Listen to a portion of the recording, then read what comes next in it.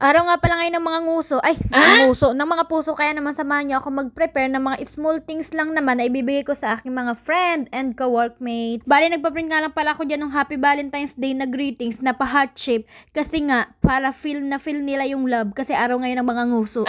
Araw ng mga puso. Kanina ka pa. Bumili na rin ako dyan ng chocolate. Bali sa 7-Eleven ko siya binili at kita nyo naman, Treasure yung pangalan niya. Bali doon ko kasi ididikit yung heart na may Happy Valentine's Day from Rachel Ganda. Oo, diba?